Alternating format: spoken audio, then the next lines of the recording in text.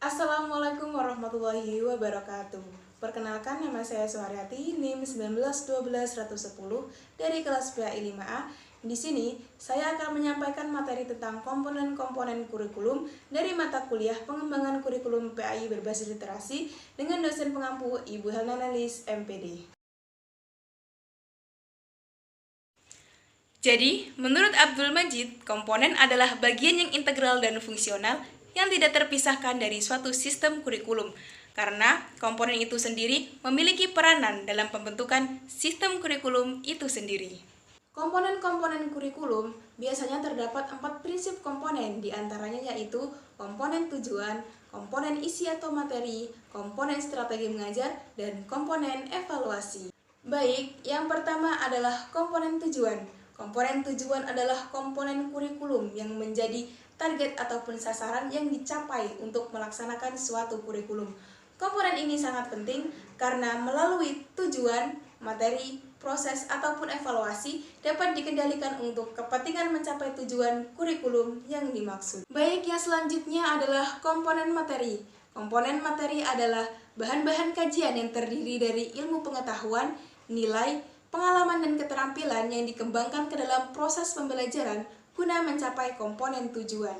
Dalam komponen materi ini, materi pembelajarannya disusun secara logis dan sistematis dalam bentuk teori, konsep, kesimpulan umum berdasarkan hal-hal yang khusus, prinsip, langkah-langkah yang berurutan dalam materi pelajaran yang harus dilakukan oleh peserta didik. Sejumlah informasi khusus dalam materi yang dianggap penting, contoh ataupun ilustrasi yang bertujuan untuk memperjelas suatu uraian, definisi atau penjelasan tentang suatu hal dalam garis besarnya, dan yang terakhir yaitu preposisi. Selanjutnya yaitu komponen strategi mengajar.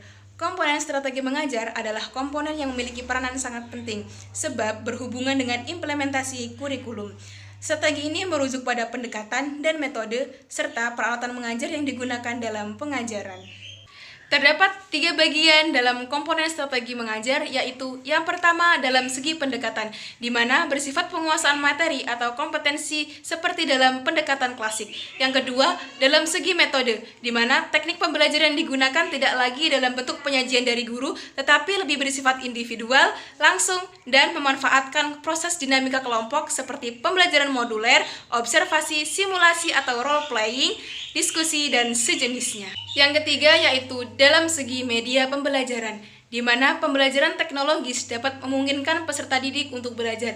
Selain dapat bertatap muka secara langsung, tetapi juga bisa mendapatkan ilmu pengetahuan melalui media internet atau melalui media elektronik lainnya. Dan yang terakhir adalah komponen evaluasi, di mana komponen ini adalah komponen yang sangat penting artinya bagi pelaksanaan kurikulum, karena hasil evaluasi memberikan petunjuk apakah sasaran yang dituju dapat dicapai atau tidak.